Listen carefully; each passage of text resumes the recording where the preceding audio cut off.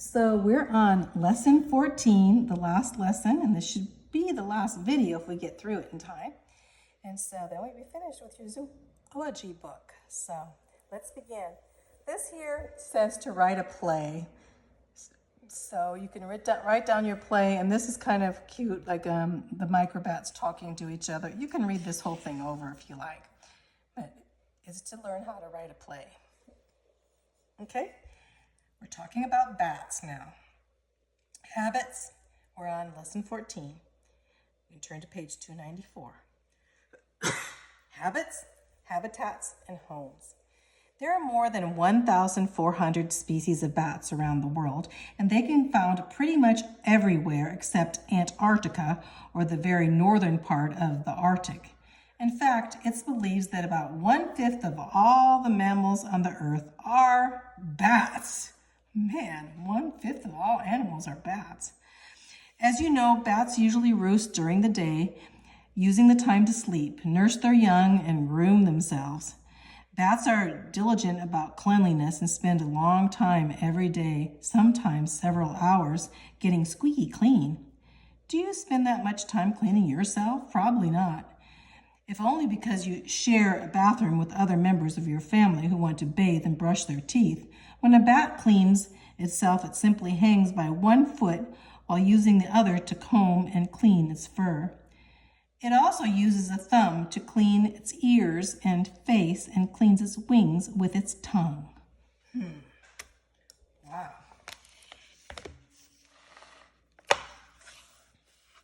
You know that bats hang by their toes, don't you? Bats are equipped with sharp, curved claws that can get tight hold on a plank of wood or the smallest crack in a cave wall. When a bat hangs upside down, the weight of its body pulls on tendons that cause its claws to close automatically. There are no muscles involved. In fact, a bat can hang upside down for hours without any effort at all.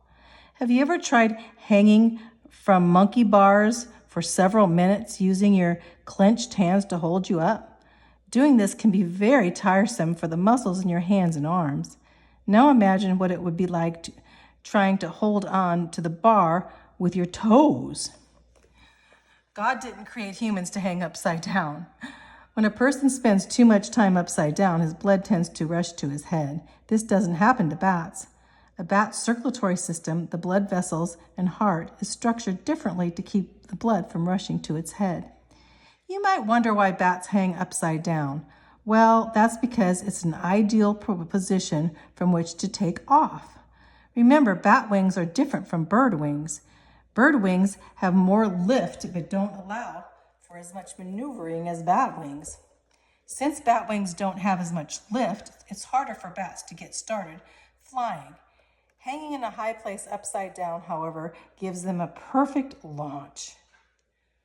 Where do you think bats live?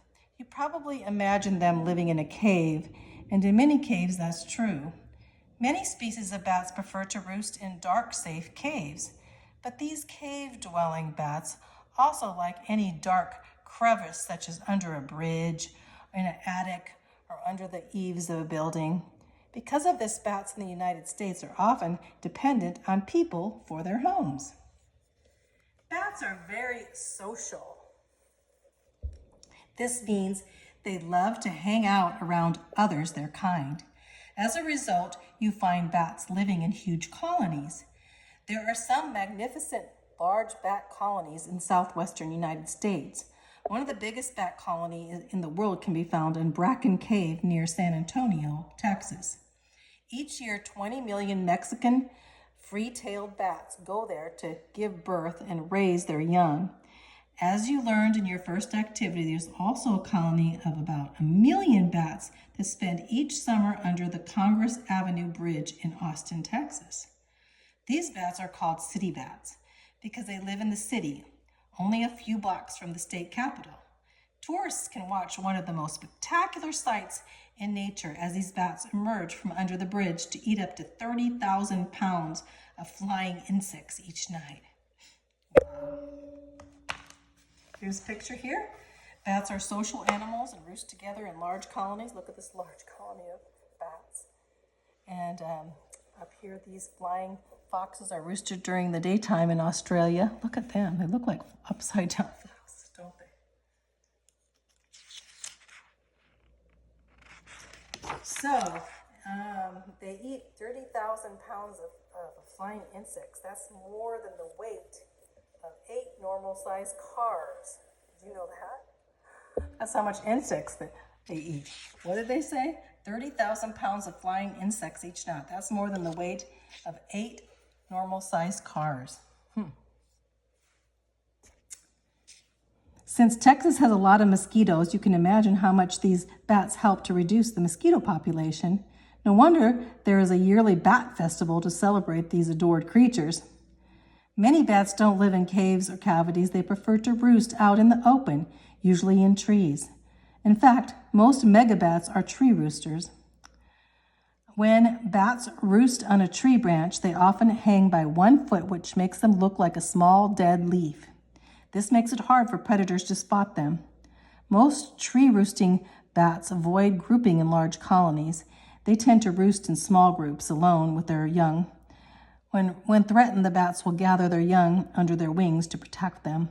So here it says, this dark smoke-like line in the sky is a colony of bats flying out of a cave in Thailand. You see, it looks like a black line.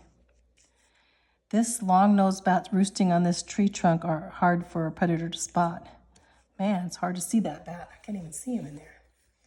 You can try to look up. There we go, a little bit. Here's another activity for you to do. So, how do we know how many bats are in a colony? It would be nearly impossible to count them all individually, so scientists do a bat count. It's not as hard as you might imagine to count 20 million bats. Let's try it. First, estimate the number of bats in this drawing using a square hole measuring 1 inch by 1 inch cut of a piece of paper, and lay the hole over the drawing and count the number of bats inside the square. It's easy to count their heads if any part of the head is in the square, and it should count. Now count how many squares you can fit in the drawing. Multiply the number of bats by the square in the drawing, and then you'll have an estimate of how many bats in the picture. If you want to make a more accurate estimate, count the number of bats that are in 4 different squares. Multiply that number by the squares that fit in the drawing, then divide. Now you know how to count a large group of anything. So they take a little area and count the bats, and they multiply it with how much area it is. Pretty good. You can do that. Gooey guano. Gooey guano. At the bottom of a bat roost, what do you suppose you might find? A huge amount of bat waste. Bats usually turn themselves right side up to eliminate waste. Remember, they like to remain very clean. Bat waste is called guano. Gooey guano. For many years, guano has been harvested for fertilizer because it's filled with many of the nutrient plants need. Scientists are also able to take certain chemicals for guano and use them in laundry detergent, medicines, insect control spray, and other products. There were rumors going around many years ago that said that lipstick and mascara, the stuff women put on their eyelashes, were made from guano. Guano being bat poo. Thankfully, it wasn't true. Mascara and lipstick are made with a compound taken from fish scales called guanine, which is nothing like guano. One major problem we have with this nutrient-rich bat guano is that it contains diseases. Multiple coronaviruses have been found in samples taken from different species of bats. That's a good reason to stay out of caves where bat colonies live. It not only can be harmful for bats, many diseases are spread to bats from human contact, but also can be harmful for us. Scientists recommend that workers who collect guano for commercial purposes wear extra protection. It's probably a good idea to take extra precautions when using guano to fertilize your garden. So here's the guano. Right here. Here's another activity for you to do. And add a microbat to your menagerie and is making his little microbat. And you can do that. Just follow the directions. Here's another activity for you to do. Make a fly fox stuffed animal. So this too, a flying fox stuffed animal. Flying fox is like a bat. So anyway, you're going to make this and you can follow directions on this to make this too. So winter woes. So let's go down here at the bottom, talking about winter woes. When is the best time of year to catch insects? And when can you pick fruit that's growing on trees? The spring, summer, and early fall are the best seasons for these activities. If your main source of food was insects and fruit, you'd have a hard time surviving cold winters, wouldn't you? So when the fall begins to turn to winter, it's time for bats in colder climates to hibernate, take a long winter nap, or migrate to warmer areas. Bats that live in hot tropical climates, however, can stay active in the region all year long. To hibernate, bats often find a cave or attic, tree hollows, or man-made bat house and sleep all winter. Some bats hibernate deep in cliff crevices or in wood piles. The space an animal hibernates is called an hibernaculium. So let's say that again. Hibernaculium. So the plural of which is hibernacula. So hibernacula. Most gray bats hibernate each winter in one of only 8 caves, 3 in Missouri, 2 in Tennessee, and 1 in Kentucky, Alabama, and Arkansas. Most gray bats, they're only in Missouri, Tennessee, Kentucky, Alabama, and Arkansas.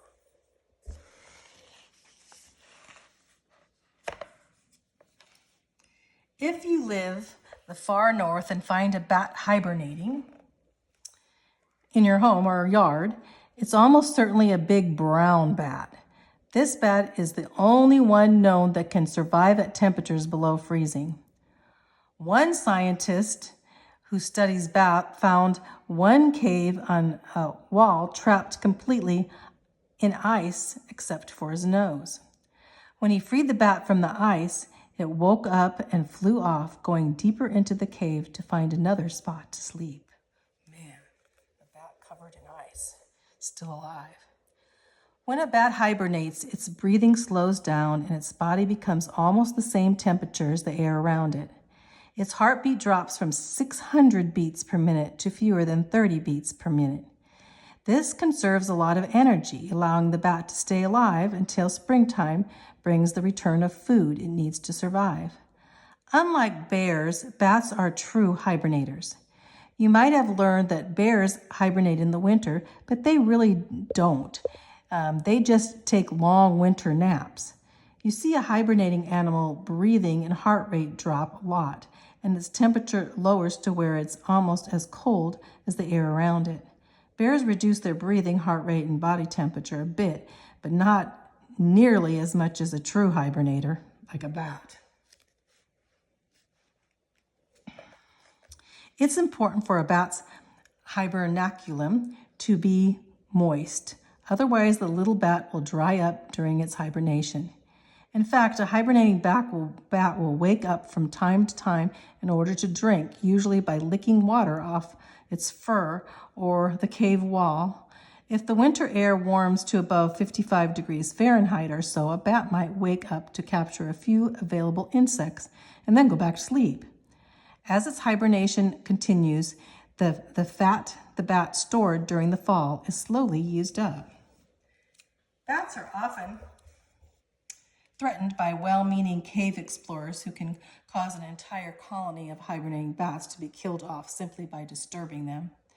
This happens because every time a hibernating bat is awakened, it loses many days' worth of stored fat. If spring comes late, the bats may not have enough fat stored in their body to stay alive throughout hibernated period. This is why those who study bats try to locate and protect all the hibernacula in the world by putting up warning signs and fences to keep people out of the bats safe. Imagine going in caves and disturbing bats and killing them. Although many bats hibernate for the winter, others migrate like birds. They fly long distance to a warmer climate for the winter so they won't have to hibernate. Some will actually travel along the same routes as birds. A bat will return in the spring to its cave, often to the very same spot in the cave where it roosted. Here's some pictures here. So what do we have? Listen, this bat is covered with dew as it hibernates in a cold cave when temperatures will resume. Though this bear is curled up for a nap, it's a winter den. It's not a true hibernator. Because it doesn't. Bats reduce greatly their heartbeat and everything to almost in the same temperature as the surroundings. The place a bat chooses to hibernate is called its hibernaculum. So here's its hibernaculum.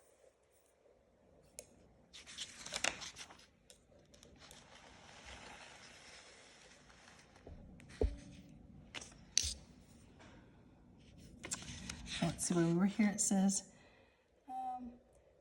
this is when they migrate. Some will actually travel along the same route as birds and about return in the spring to its cave, often to the very same spot in the cave where it roosted the year before and the year before that. Interestingly, some bats combine migration and hibernation both. In the fall, they fly to a warmer area and find hibernaculum there. If a bat combines migration and hibernation, it doesn't travel as far as those that migrate but don't hibernate. So, breeding. Let's talk about breeding. We're almost done here. So, in fact, this is probably the last section. Breeding. At the end of summer, male bats begin seeking out females for mating. Some male bats will sing to attract a female. Sound familiar? Some male birds sing to attract females. Once bats have mated, usually in the early fall, the males fly off alone to find their winter homes.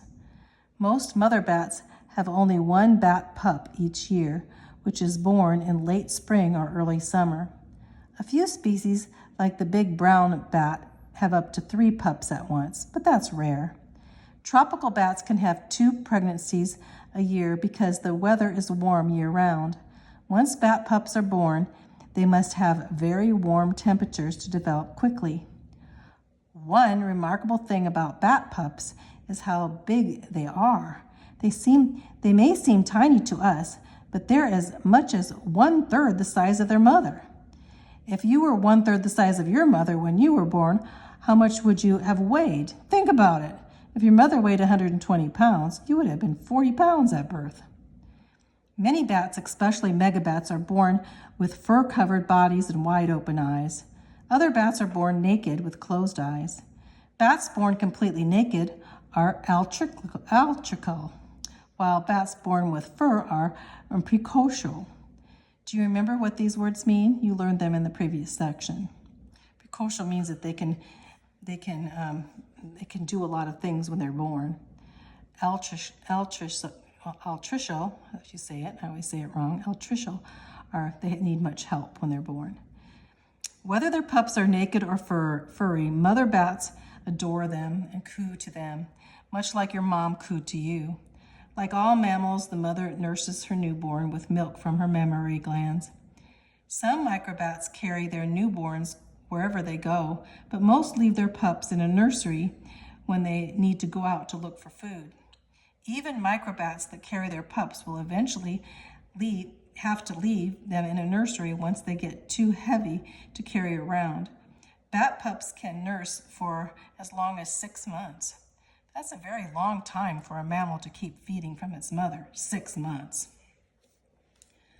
What is a bat nursery?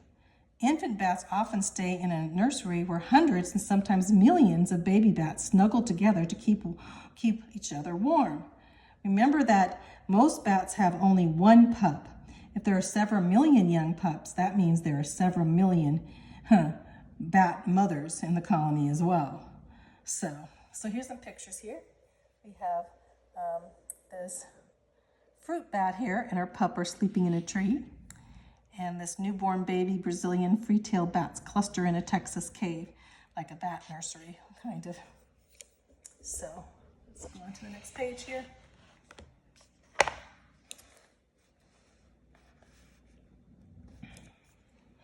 Pups are tiny and very fragile.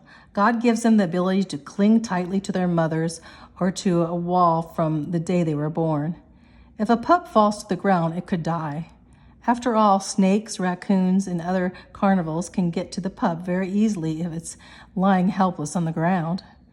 There might also be many feet.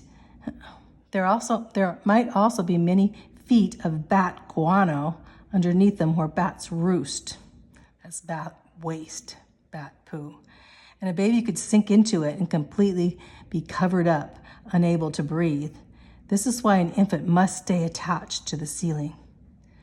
A pup's mother comes to visit, nurse and clean, coo to, and nurture her young ones several times a day.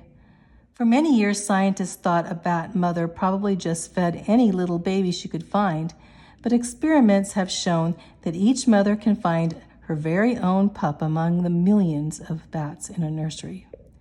She actually can tell his little squeal apart from those of all the other pups. She calls to her baby, and her baby answers. She can also recognize her pup by smell. Every bat mother has her own unique scent that she rubs into her baby. This allows her to recognize her pup even if the pup is not answering her calls. As weeks pass, the older pups begin to wave their wings back and forth, practicing for the day they'll let go out of the cave wall and fly for the first time. When they're 1 or 2 months old, the pups must do a very frightening thing. They must let go and quickly fly into the cloud of fellow bats while trying out their echolocation ability. These first flights are often just test flights for the young bats. They won't actually go foraging for food for a few weeks more. So, here's the activities. Find your pup. We're going to do an activity to see what it's like to find a baby pup in a crowded bat nursery. So if you're going to do this, you're going to blindfold with cotton balls, 20 different substances with smells, so that you're going to try to smell to find your bat pup. So you can do this. So you can transfer the scent of each substance to a different cotton ball until you have 20 cotton balls with different smells, and each cotton ball represents a different pup, and then you can choose one of the smells to be yours, then mix all the cotton balls, and then put your blindfolds on and smell to see if you can smell which pup is yours. Were you able to locate the smell you chose? Was it hard? Can you imagine if there were 1 million different smells in a dark cave? So, well, guess what? We're finished. So after each of these lessons, there's some questions, and you can go over the questions with your mom, or you get out your little book and you can answer the questions, but I read everything to you, and so it's been a great year. Love you, darling.